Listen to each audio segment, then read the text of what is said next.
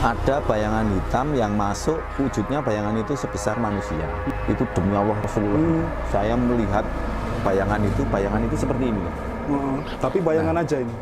Tiba-tiba dia langsung loncat. Iya. Loncat dan saya ingat dia kemudian sudah membawa sangkur telanjang itu. Iya. Kemudian langsung menerjang keluar. Menerjang keluar dia sambil teriak takbir itu.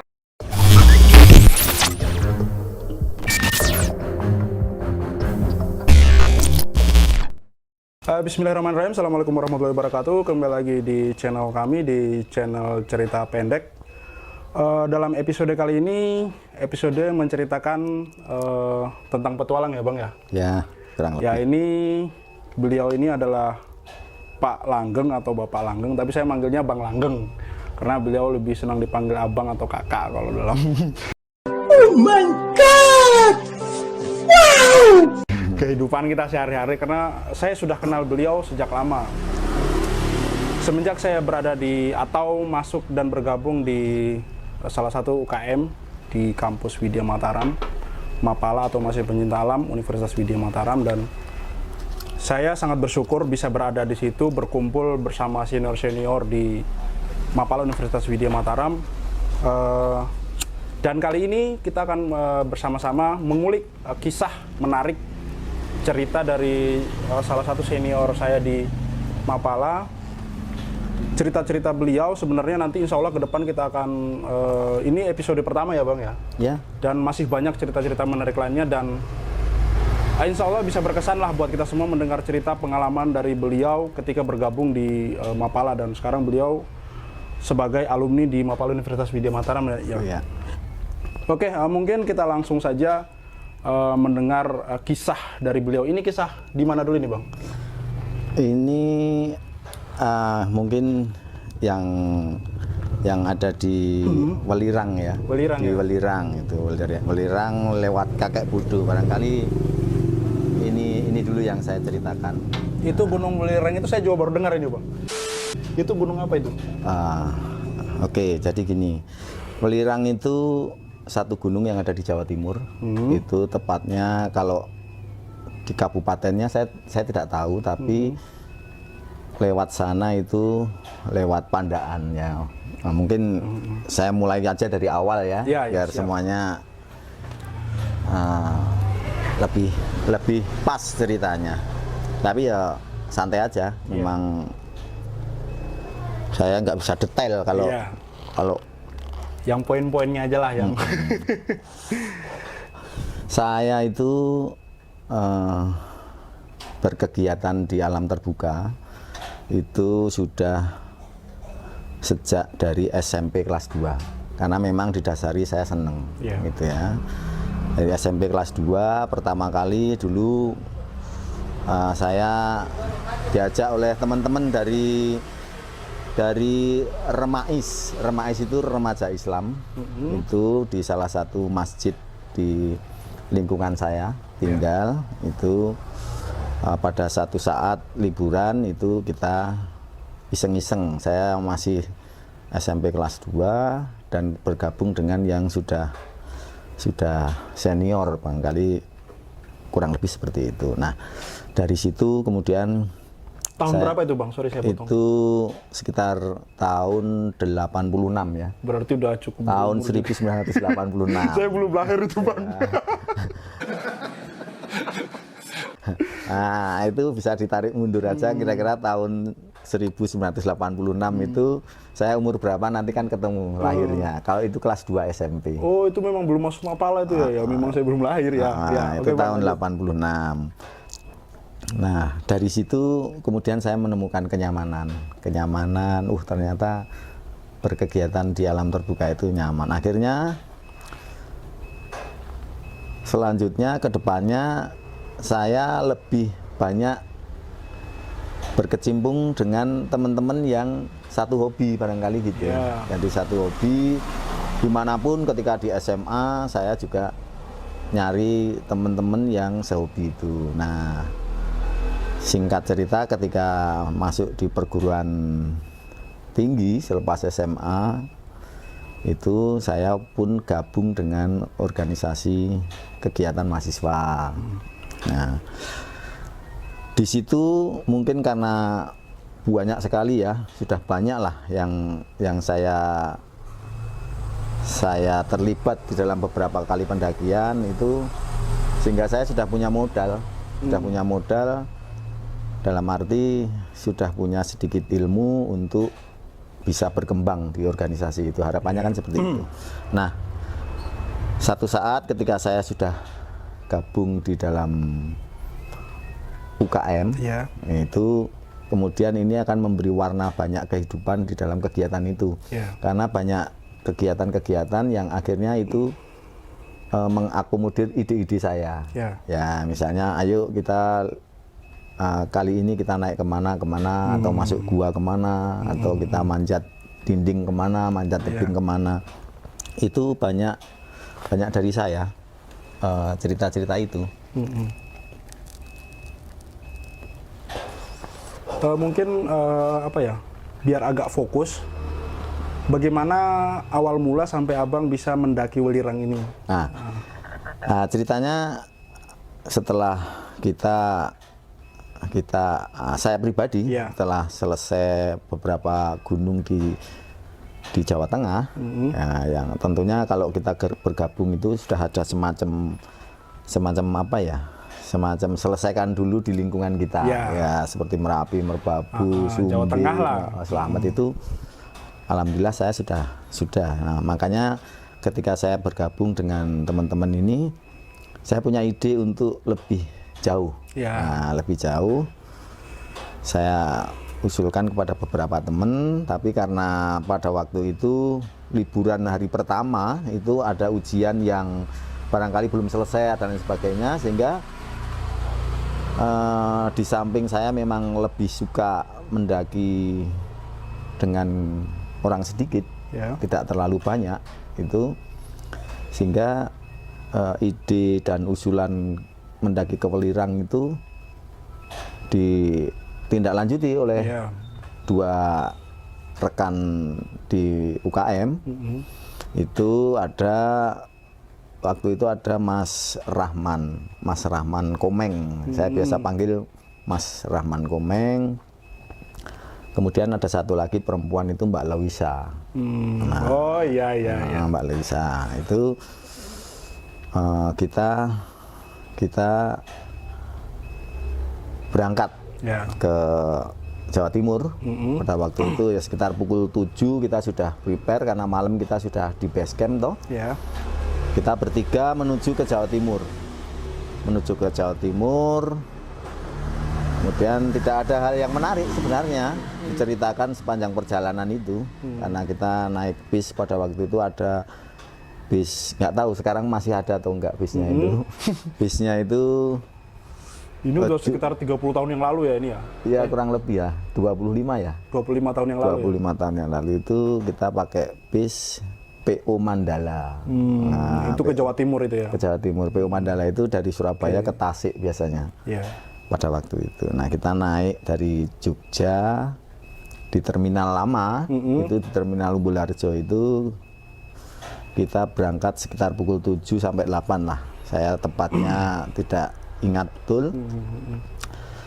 Yang saya tahu sampai di Bungurasih, itu terminal besar Surabaya itu sesudah sholat luhur. Nah, sesudah sholat luhur, karena ada teman-teman saya yang perempuan ini menyempatkan minta untuk sholat dulu di masjid terminal itu. Nah, kemudian sesudah itu kita menuju ke arah Malang, itu kita berhenti di Pandaan. Di Pandaan, kemudian dari Pandaan kita naik apa ya? Kalau sekarang, kalau dulu namanya Elep. Nah, Elep itu kayak mobil charteran gitu ya, Bang? Mobil kecil itulah, minibus. Minibus itu. Sampai ke posko pendakian itu di Kakek Bodo. Di Kakek Bodo itu salah satu objek wisata yang ada air terjunnya. Nah, itu kita mengurus semua akomodasi, walaupun di era-era itu tentunya tidak seperti sekarang ya, tidak seperti sekarang rumit atau bahkan bisa pakai apa itu scan online atau apa gitu lah, pakai online dan lain sebagainya itu. Kalau dulu yang penting isi pendaftaran, apalagi gas. apalagi sekarang harus pakai apa ya? Aplikasi Peduli Lindungi atau apa itu? Itu. Tapi Dulu tidak jauh apa-apa. ya, belum ada ya. Tidak apa-apa, itu Ya. memang bagus ya. Bagian dari kebijakan pemerintah hari ini. Iya, Diikuti itu. saja. Hanya yang jelas dulu lebih mudah lah ini. Lebih mudah, asal kita punya duit, kita mendaki, cukup tulis nama kita sesuai dengan identitas, tinggalkan di pos itu kita udah oke, bisa Tinggal bisa berangkat naik ya. Nah, singkatnya saja itu kita mulai naik itu sekitar pukul 4 sore. 4 sore. Nah, tentunya setelah itu kita selesaikan semua. Administrasinya itu di posko Kakek Budu itu. Nah, kita perjalanan dari Kakek Budu. Kakek Budu itu ada hotel namanya Hotel Surya dulu. Sepertinya punya pabrik rokok. Itu. Nah, kita berangkat dari belakang Hotel Surya itu. Kita bertiga, setelah cek perlengkapan, kemudian kita bongkar-bongkar, kita berangkat. Dari situ sekitar pukul 4 sore. Perjalanan dari Kakek Budu ke Pondok Lirang, karena target kita pada waktu itu Pondok Lirang. Itu sebenarnya kalau normal itu ditempuh waktu itu ya. Waktu itu jadi barangkali sekitar 3 atau 4 jam. 4 jam. Nah, itu satu jalur itu kita biasa. Kala itu kita bertemu dengan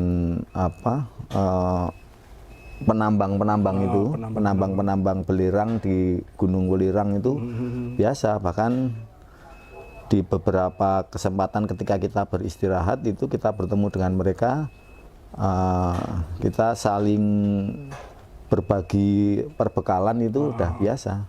Mungkin saling berbagi pengalaman juga kadang-kadang ya. Kalau pengalaman sebenarnya enggak, karena mereka berarti sekedar berpapasan ya, Bang? Ya, sekedar berpapasan. Mereka kadang minta biskuit atau minta apa bekal kita kasih, tapi saya juga cari menggali informasi.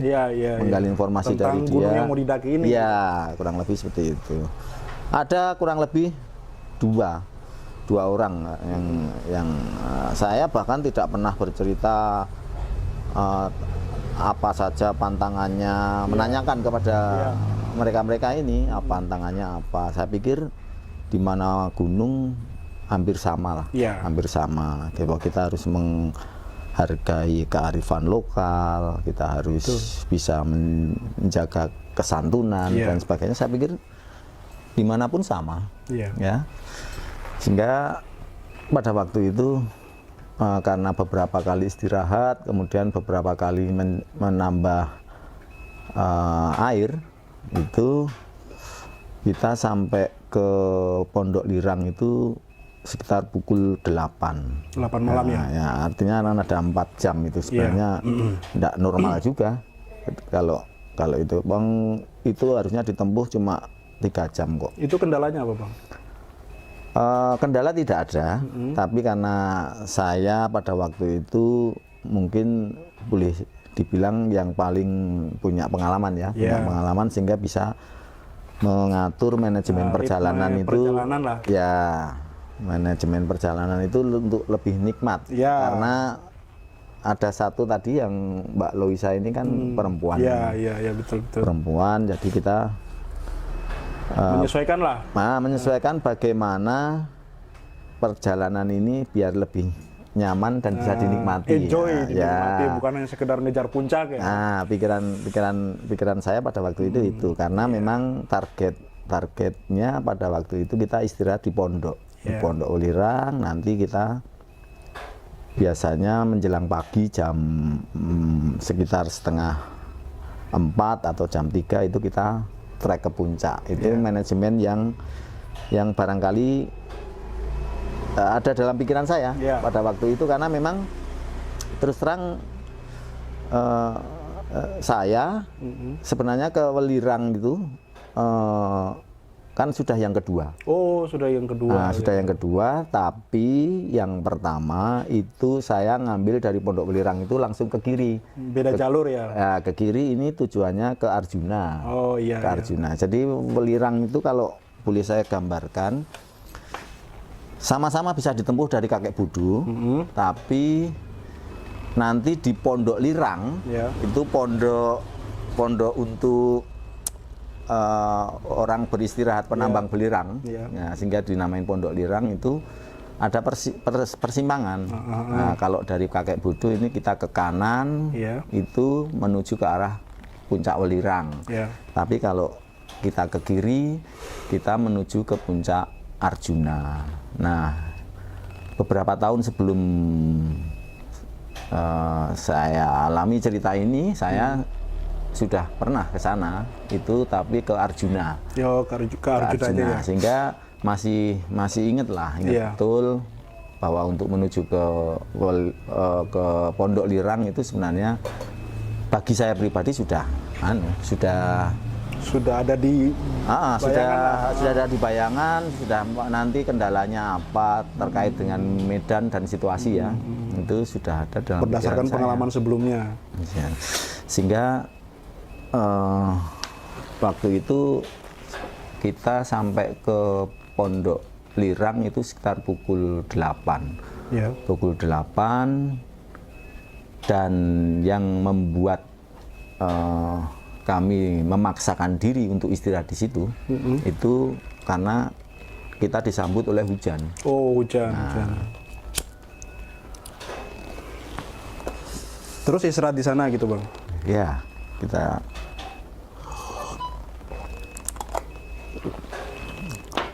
diminum. Jadi istirahat di sana kira-kira kalau Abang ingat-ingat itu berapa jam terus berangkat lagi gitu? Enggak. Dilanjutkan lagi perjalanannya. Kita memang sudah targetnya istirahat di Pondok Lirang. Di Pondok Lirang kita istirahat, sudah jadi kebiasaan buat saya. Itu sebelum istirahat itu saya pasti yang utama itu dimanapun ketika saya mendaki itu mempersiapkan api unggun. Mempersiapkan api unggun. Artinya ini tidak harus saya bakar, tapi minimal kayu ini sudah saya siapkan. Kemudian saya tutup dengan mantol. Dengan mantol itu ponco. Saya tutup itu. Tapi karena situasi pada waktu itu hujan ya, jadi ini tidak bisa saya lakukan. Tidak bisa saya lakukan. Saya hanya bantu teman yang cewek tadi itu untuk memasak. Kita memasak, kemudian kita ngopi sebentar, dan kemudian mungkin karena capek atau bagaimana, kawan yang cewek ini tadi kan langsung istirahat. Nah, saya dengan Mas Komeng, Mas Rahman ini, ya Rahman ini memang boleh dibilang pendaki yang fisiknya luar biasa. Kuat lah. Sehingga dia tanpa kita komando itu dia sudah ininya sudah jalan. Inisiatifnya sudah jalan. Sudah jalan. Dia ketika hujan rintik-rintik itu dia sudah langsung mempersiapkan ranting-ranting. Ranting-ranting itu, walaupun ranting-ranting itu dia ambil dari beberapa pondok. Karena di Pondok Lirang ini kan ada sekitar 22 pada waktu itu. 22 atau 24 pondok yang itu sepertinya dimiliki oleh masing-masing kelompok-kelompok. Sehingga ketika mereka mengambil belerang, kemudian ditimbun dulu di situ. Tidak harus langsung dibawa ke bawah. Ditimbun di situ, ngambil lagi, nanti ditimbun di situ. Nah, waktu itu saya mencari pondok yang tidak ada belerangnya. Sehingga saya menemukan satu pondok, oke lah kita istirahat di sini. Nah, kita istirahat di sini, ini agak flashback, agak mundur ya tadi karena. Iya, nggak apa-apa. Kemudian si Rahman mempersiapkan ranting-ranting tadi. Saya kemudian prepare bersih-bersih di dalam itu, walaupun si cewek ini tadi sudah tidur di situ. Kecapean ya. Dia sudah tidur di situ. itu kurang lebih sekitar pukul setengah 10 sampai dengan selesai pukul setengah 10. Nah, kemudian kita pun memulai mengambil posisi untuk tidur sendiri-sendiri. Iya. Rahman Komeng ini memang fisiknya saya akui dia kuat hebat, lah. sehingga dia waktu itu tidur tidak pakai sleeping bed. Walaupun dia bawa, tapi karena tempatnya itu Sudah ketutup hangat mungkin ya. Oke. Mungkin di pondok ya, di pondok itu kan pakai atap seng atau apa gitu, tertutup rapat lah. Itu biasanya pondok itu pintunya hanya pintu yang apa ya, yang tidak pakai engsel gitu. Jadi pintu ya dari ala kadarnya seng, lah. dari seng juga, tapi cuma diikat pakai tali gitu, sehingga diangkat gitu dia sudah bisa. Nah, waktu itu kita masuk, kemudian saya ngambil posisi untuk tidur di dekat pintu saya. Kemudian di tengah itu ada Mbak Loisa. Kemudian di ujung di sebelah utara itu Mas Komeng itu dia tidur di situ tanpa sleeping bed. Saya memang sengaja ngambil di dekat pintu. Nah, itu sudah kebiasaan ya, karena kalau malam saya biasanya terbangun. Dan yang saya lakukan biasanya adalah menyalakan api unggun. Itu sekitar pukul 1, sekitar pukul 2, itu dimanapun gunung ini yang tengah malam ini udah. Ya, pasti biasanya saya seperti itu. Nah, kemudian singkat cerita, kita tertidur. Ya mungkin karena capek dan lain sebagainya, kita tertidur di situ. Nah, kemudian saya masih ingat betul ketika itu sekitar pukul 1. Sekitar pukul 1 itu saya terbangun dan merasakan tidak nyaman. Tidak nyaman untuk tidur lagi. Tidak nyaman untuk tidur lagi, dan di luar hujan itu masih rintik-rintik, masih gerimis. Iya. Saya biasa namanya tidur pakai sleeping bed itu ada perlengkapan seperti senter, baterai, kemudian ada golok, itu saya taruh di atas kepala. Iya, karena feeling udah nggak enak ini. Enggak, memang itu sudah kebiasaan, gitu ya? Sudah kebiasaan saya. Saya taruh di atas kepala ini. Ini pun karena saya pernah, ini cerita di tempat lain, saya pernah tidur di puncak Sindoro itu. Ketika tidur, mungkin ini bisa nanti kita ceritakan di episode lain ya. Tapi ini singkatnya aja. Itu saya didatangi babi. Nah, makanya pada waktu itu memang tidak siap-siap seperti itu, sehingga ini jadi satu pelajaran atau pembelajaran saya untuk lebih siap lah gitu loh. Nah, makanya ketika di Ulirang itu saya taruh golok, kemudian sama senter ini di atas kepala. Karena malam itu saya terbangun mau tidur lagi, kok merasa tidak nyaman gitu. Ini dua kawan ini memang Rahman tenang tidurnya, tapi entah dia tidur atau tidak saya tidak tahu. Tapi kalau Mbak Loisa ini tidur karena dia mendengkur, pulas banget lah. Ya, tiba-tiba bau sesuatu yang seperti bangkai gitu loh, bau bangkai gitu. Nah, ini membuat saya tidak nyaman. Padahal sebelumnya nggak ada gitu. Nggak ada. Itu saya ingat betul itu. Jadi sebelum itu memang tidak merasakan bau apa gitu. Padahal abang masih di posisi yang sama gitu. Ya, kita memang ada maksudnya di dalam itu. Abang nggak keluar gitu, masih di situ. Karena di pondok itu kan di luar itu hujan, jadi kita tidak akan kemana-mana. Nah, ketika saya terbangun mau tidur lagi itu punya perasaan tidak nyaman, tidak seperti saya tidak tahu, tiba-tiba waktu itu saya punya perasaan takut. Nggak enak lah, takut segala macam lah. Padahal saya di beberapa, saya bahkan intinya udah sering mendaki lah. sebelum kejadian itu saya pernah solo hiking di Merbabu sama di Sindoro, itu saya pernah mendaki sendiri. Iya. Itu tidak pernah punya perasaan Seperti itu gitu. Ini agak aneh memang. Waktu itu memang agak aneh, tapi itu tidak berlangsung lama. Karena ketika saya sedang mencoba untuk menenangkan diri, sebentar-sebentar saya melihat pintu, kemudian saya mencoba mencari lilin lagi, karena lilin itu sudah habis kan. Saya coba lagi, tapi tidak menemukan. Jadi saya tidak menemukan lilin itu karena yang bawa kan Mbak Loisa ini. Mau dibangunin nggak enak juga. Ya sudahlah, saya biarkan posisi gelap itu. Nah, setelah sekian, ya tidak lama, tidak ada setengah menit lah, tidak ada 1 menit, bau-bauan itu tiba-tiba hilang, bau bangkai itu hilang. Berarti ya aneh memang ya. Ya terus terang memang bukan kayak bangkai yang sebenarnya gitu loh. Saya tidak pernah berpikiran aneh, ya, tapi yang saya rasakan pada waktu itu takut aja. Kalau mungkin bangkai yang sebenarnya mungkin dari awal sudah kecium dan nggak hilang gitu loh, sampai mungkin disingkirkan gitu. Tapi ini tiba-tiba muncul, hilang. Selang beberapa menit hilang gitu. Hilang. Oke. Hilang, kemudian tidak begitu lama setelah hilang, itu tiba-tiba pintu yang ada di bawah kaki saya, itu seperti terbuka sendiri. Ya seperti terbuka.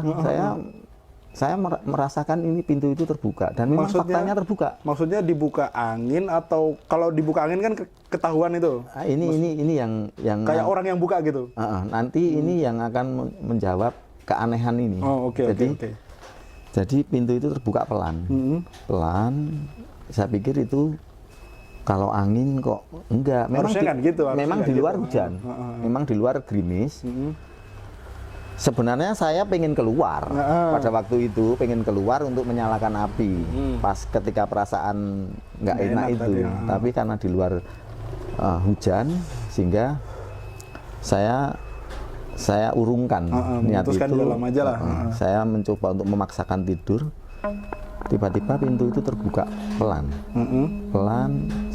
Saya sempat melihat, tapi memang karena gelap itu, tapi jelas itu pintu itu kebuka gitu, terbuka sedikit. Sedikit. Belum habis rasa penasaran saya, yang jelas saya takut. Takut. Normal manusia kan punya rasa takut gitu. Ini apa gitu, karena posisi saya ada di sleeping bag. Nah, tiba-tiba pintu itu terbuka seperti dibanting gitu, bublak gitu kan. Nah, kaget loh. Nah, inilah yang membuat saya waktu itu shock, dan kemudian yang lain bangun nggak bang dengar suara? Ini nanti dulu. Iya. Ketika saya masih belum hilang rasa heran saya hanya ini apa gitu loh. Karena setelah pintu itu terbuka separuh lebih gitu, karena di belakang itu kan ada karir tas. Nah, itu memang akhirnya mentok di tas itu. Nah, itu pintu itu terbuka. Saya waktu itu terus terang itu luar biasa takutnya. Karena saya ini apa gitu, angin kok nggak ada, tapi pintu bisa kebuka gitu. Ya, tidak begitu lama juga setelah pintu itu terbuka, tiba-tiba ada bayangan hitam. Ada bayangan hitam yang masuk, wujudnya bayangan itu sebesar manusia pada waktu itu, tapi dia masuk, dan saya itu demi Allah Rasulullah, saya melihat bayangan itu seperti ini. Tapi bayangan aja ini. Bayangan aja hitam begini nih. Iya. Tapi wujudnya manusia. Dan ketika kita kan tidur berjejer 3. Iya. Nah, itu tiba-tiba setelah dia masuk gitu, itu saya melihat melihat itu, tapi saya tetap tenang. Pada waktu itu tetap tenang, takut, dan baca doa sebisanya. Itu terus terang ya. Saya pada waktu itu saya masih campur aduk lah pokoknya. Ya pokoknya terus mungkin refleks. Jadi refleks tangan saya ini kan meraba-raba tadi, senter sama golok tadi. Ya, senter sama golok tadi. Senter ini saya dapat, tapi golok ini kemana? Nggak ketemu. Golok ini nggak ketemu. Walaupun pada akhirnya saya menemukan juga. Ketika pada waktu itu bayangan itu berdiri mengangkangi kita bertiga.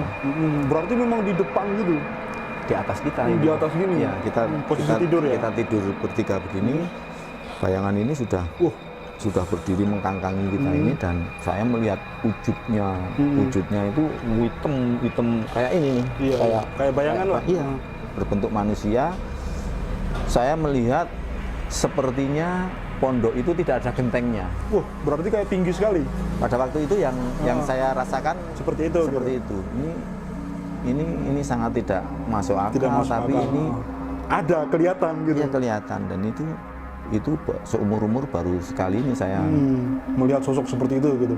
Melihat keanehan yang ada di gunung.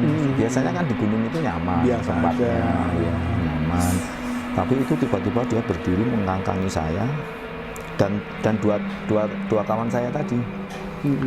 Nah, ketika waktu itu kejadiannya tidak lama. Ketika saya sudah menemukan golok, tiba-tiba si Komeng ini dia kan tidur tidak pakai sleeping bag. Tiba-tiba dia langsung loncat, dan saya ingat dia kemudian sudah membawa sangkur telanjang itu, sambil bawa baterai juga. Dia melompati si Mbak Loisa ini, kemudian langsung menerjang keluar, dia sambil teriak takbir itu. Saya tidak membayangkan waktu itu, bahkan saya kaget ketika dia tiba-tiba seperti itu gitu. Si Rahman, saya pikir dia kesurupan atau apa. Pikiran saya sudah carut marut waktu itu.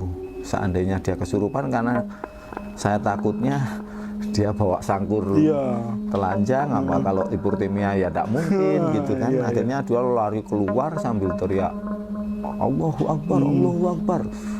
Kemudian dia mengatakan marah-marah gitu dengan kalimat yang segala macam lah. Iya, termasuk kaki 4 itu dia sebut. Pokoknya disebut gitu. Semua lah. Umpatan-umpatan gitu. Saya masih ingat ketika Mas Komeng ini bilang, saya tidak pernah mengganggu kamu. Apa kamu mengganggu saya? Tapi begitu dia sadar keluar gitu, saya pun terus langsung cepet keluar dari sleeping bag. Saya keluar, dan saya lihat jarak saya dengan Mas Komeng ini kurang lebih sekitar 30 meteran lah. 30 meter, karena dia di luar itu sudah center ini sudah kemana-mana. Sambil dia baca takbir gitu, baca takbir sambil marah-marah lah pokoknya dia pada waktu itu. Saya belum habis heran saya, tapi saya sudah kontrol. Saya sudah kontrol bahwa si Komeng ini juga melihat. Sudah melihat juga. Dia juga melihat. Nah, saya keluar, kemudian saya juga bawa senter gitu. Saya berusaha mengejar Mas Komeng untuk. Saya pun kemudian baca yang saya bisa aja. Nah, kemudian Komeng tidak begitu lama juga dia mendatangi saya. Saya tidak berani jauh memang dari pintu itu. Mendatangi saya. Mas, kalimat pertama pada waktu itu, Mas, apa tadi? Katanya. Berarti memang dia lihat. Iya, Mas, tadi apa gitu.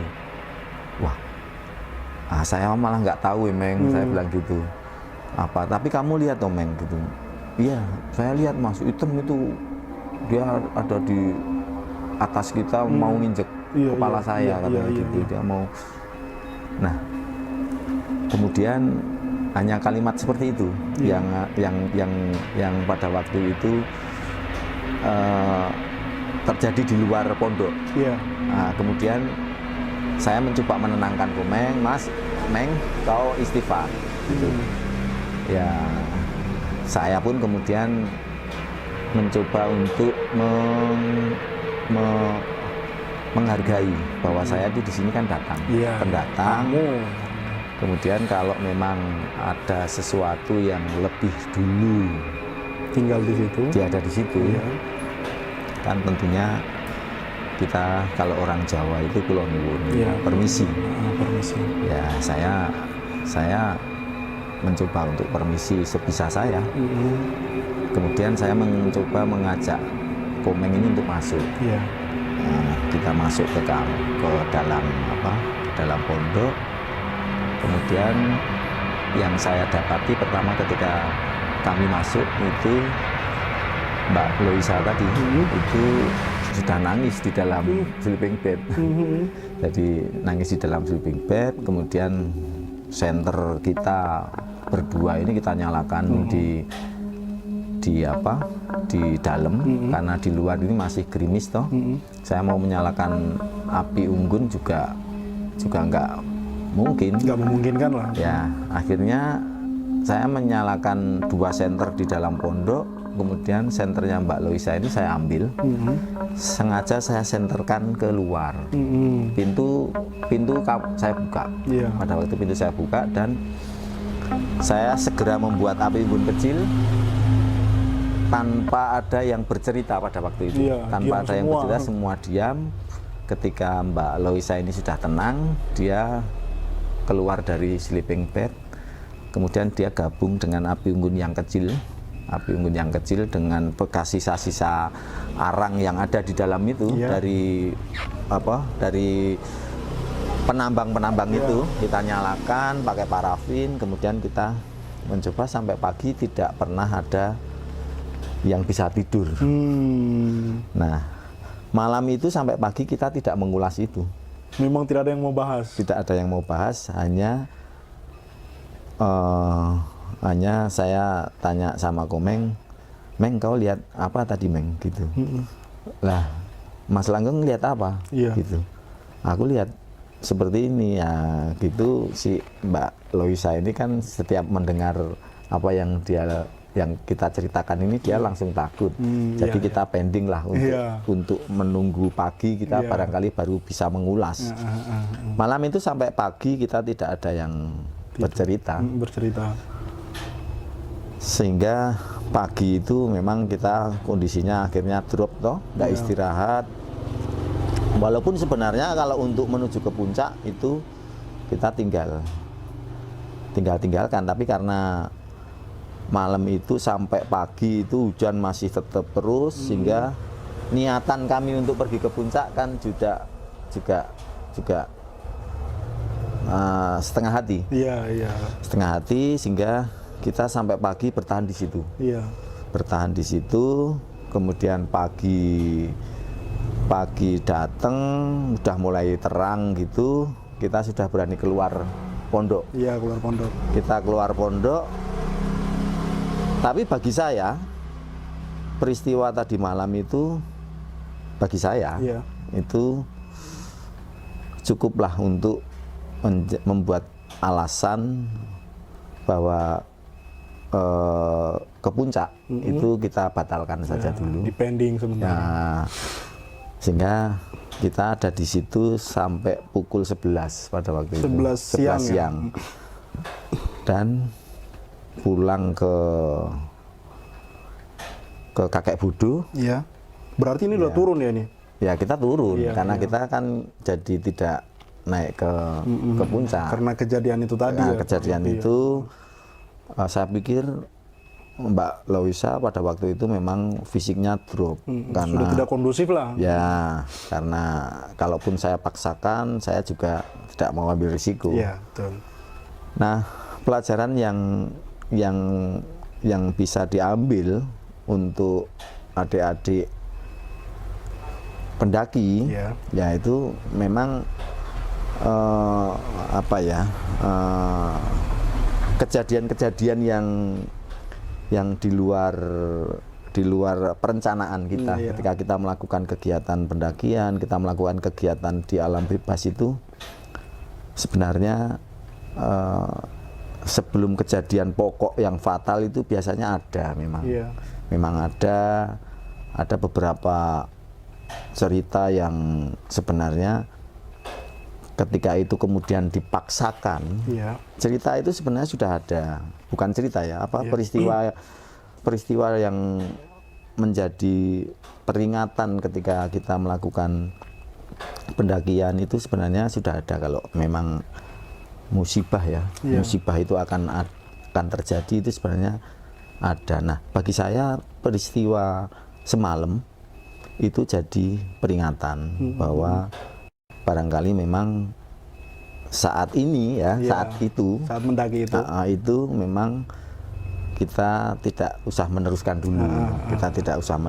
dulu, sehingga kita putuskan untuk turun.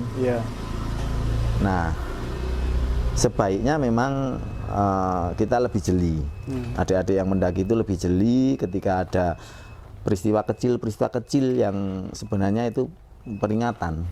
Peringatan itu setidaknya bisa jadi apa ya, pertimbangan lah. Pertimbangan untuk meneruskan atau tidak. Karena mendaki itu memang tidak, puncak itu bukan tujuan akhir, tapi selamat itu adalah tujuan utamanya. Nah, ini barangkali pelajaran yang benar-benar saya alami, karena kemudian cerita ini akhirnya akan menjadi cerita yang bisa kita tularkan kepada adik-adik saya di UKM gitu. Bahkan sampai sekarang kalau saya komunikasi dengan Mas Komeng, dia teman daki tadi itu ya, Mas Komeng ini sekarang ada di Bekasi. Dia jadi kepala sekolah di salah satu madrasah. Mungkin kalau ke Jogja bisa kita wawancarai juga ya, dari sudut pandang dia mengenai cerita ini gitu. Itu mungkin dia punya versi lain ya, tapi intinya kurang lebih hampir sama. Hanya sudut pandang dia gitu. Nah, ini Mas Komeng ini belum lama, dia pada kesempatan ini saya juga sampaikan, belum lama ini beliau kan terserang stroke. Dan mudah-mudahan beliau diberi kesehatan lah. Amin. Itu sedikit cerita yang barangkali sampai sekarang ini masih menjadi teka-teki buat saya, sebenarnya itu apa.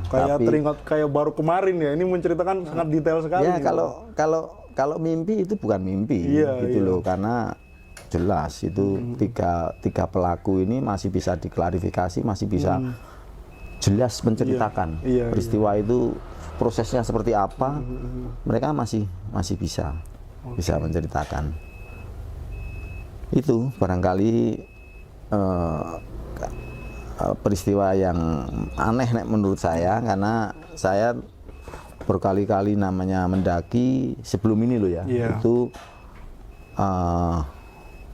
mendapati peristiwa yang aneh di luar nalar ya Bang. Di luar nalar, atau mungkin karena memang di sana itu di gunung itu kan mungkin lah dulu kalau menurut sejarah di situ kan banyak situs.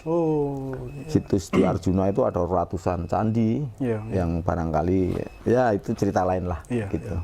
Tapi bagi kita, hormatilah di mana kita ada, anggap bahwa di situ itu adalah ada komunitas yang barangkali kita tidak tahu. Beda alam lah. Beda alam itu yang terbaik itu. Tidak susah kok sebenarnya untuk menghargai kearifan lokal, kalau bahasa sekarang barangkali seperti itu.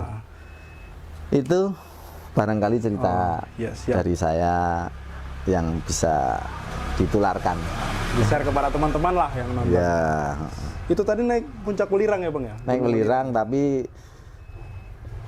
semenjak itu saya bahkan tidak ingin mengulangi ke Welirang lagi, karena saya masih takut untuk saya lebih baik bertemu dengan macan kumbang atau apa daripada lebih jelas fisiknya gitu. Ya, daripada hal-hal yang seperti itu. Karena hal-hal seperti itu terus terang lah, mungkin teman-teman jangan sampai lah gitu. Betul, Bang.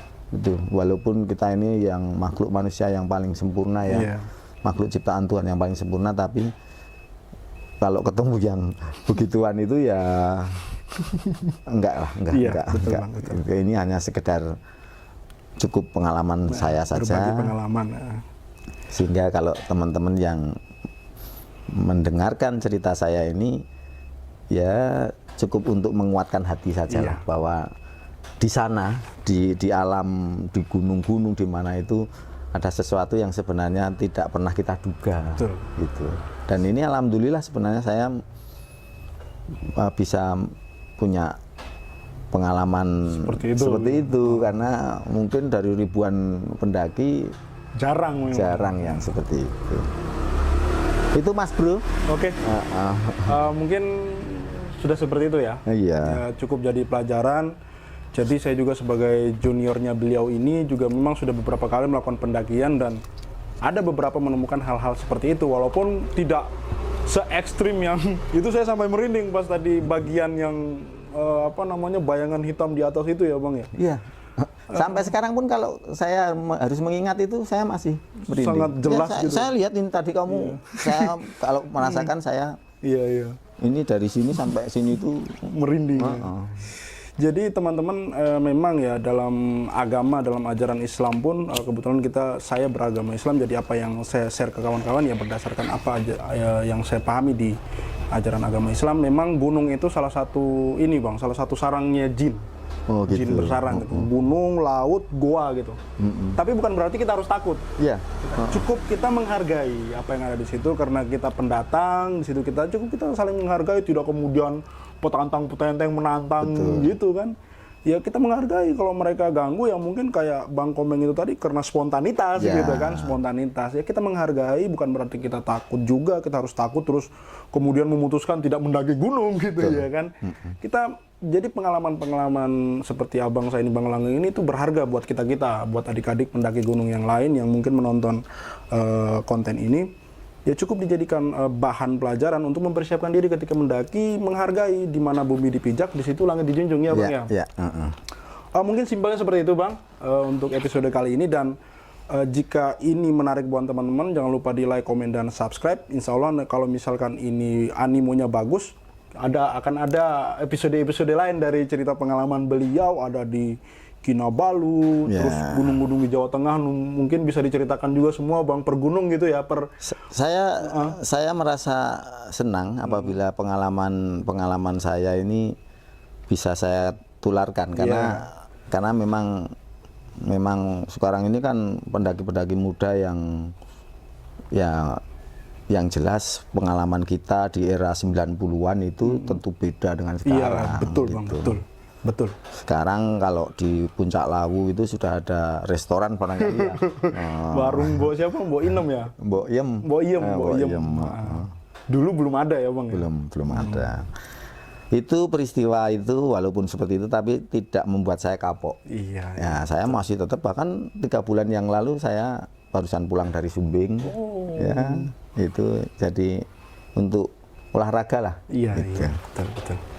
Oke teman-teman, mungkin dalam episode kali ini untuk Puncak Welirang kita cukupkan sampai di sini. Saya sendiri berkesan, saya pribadi berkesan dengan cerita beliau ini, karena terus terang saya juga baru mendengar kisah ini gitu. Sangat kalau dari cerita yang Bang Langgeng paparkan, dan ada orang lain ya, bukan cuma Bang Langgeng, maksudnya Bang Komeng juga ikut melihat gitu.